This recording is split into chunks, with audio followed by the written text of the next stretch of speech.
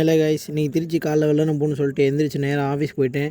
நேற்று எடுத்து வச்சிருந்த மெட்டீரியல் பூரா எடுத்துட்டு பஸ் ஸ்டாண்டுக்கு போகணும்னு சொல்லிட்டு போய் பைக்கை பார்க்கிங்கில் போட்டு போய் பஸ் ஏறிட்டேன் திருச்சிக்கு. ஒரு சேஃபாக ஓரமாக உட்காந்தேன். திருச்சியில் போயிருந்தோடனே தம்பி பிக்கப் பண்ண வந்தான். அப்படியே வாடா சாப்பிட்டு போயிடும்னு சொல்லிட்டு போய் அங்கேருந்து சாப்பிட்டுட்டு 2 பேரும் சைட்டுக்குள்ளே போயிட்டோம். ஆல்ரெடி ஒர்க் பெர்மிட்லாம் போட்டனால டேரெக்டாக உள்ளே போயிட்டோம்.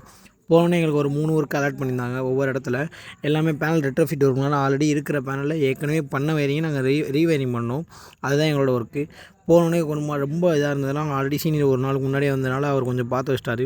நாங்கள் போனோடனே கேபிள் லே பண்ணுறதுலாம் புதுசாக லே பண்ணிட்டு எல்லாம் மிஷின்லாம் பார்க்கணும்னு சொல்லிட்டு பார்த்தோம். அது ரொம்ப பழைய கம்பெனினால் ரொம்ப நாளாக ஓப்பனாகவே இருந்துச்சு. சுவிட்ச் பாக்ஸ்லாம் உள்ளெல்லாம் குருவி உள்ளே பார்த்தீங்கன்னா நிறையா இது கூடு கட்டிலாம் இருந்துச்சு. அப்படியே சரி ஓகே அப்படின்னு சொல்லிட்டு சின்ன பேனலில் அப்புறம் நான் கவர் பண்ண ஆரம்பித்தேன். பெரிய பேனல்லாம் சீனியர் கவர் பண்ண ஆரம்பிச்சிட்டாரு. அப்புறம் சர்வோ மோட்ரு மாட்ட வந்தாங்க. அது எனக்கு பேசிக் தான் தெரியும். ஸோ சீனியர் பார்த்துட்டு இருந்தார். நானும் கூட இருந்து சும்மா பார்த்துட்டு இருந்தேன். அப்புறம் சரி டீ பிரேக்லாம் போயிட்டு வந்துட்டு சரி வாங்க ப்ரோ அடுத்து என்ன பண்ணணும்னு சொல்லிட்டு நாங்களும் நைட்டு 10:30 வரைக்கும் உட்காந்து பார்த்துட்டே இருந்தோம். ஒவ்வொரு வேலையாக ஒன்று ஒன்றா ப்ராப்பராக செக் பண்ணி ஏற்றிட்டு அப்புறம் மணி 10:30க்கு மேலே ஆச்சு. என்னடா அப்படியே ஆயிடுச்சு அப்படின்னு சொல்லிட்டு அப்படியே அங்கேருந்து கிளம்பியாச்சு ரூமுக்கு.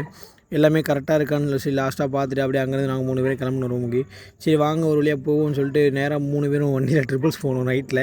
2 பேரும் ஹெல்மெட் போட்டதுனால ஒன்றும் பிரச்சனை இல்லை. போகிற வழியில் ஒரு மெட்டீரியல் ரிசீவ் பண்ண வேண்டியிருந்துச்சு. ரிசீவ் பண்ணிட்டு நேராக ஹோட்டலில் போய் ரூம் எடுத்து தங்கிட்டு அப்படியே போய் குளிச்சு சாப்பிட்டு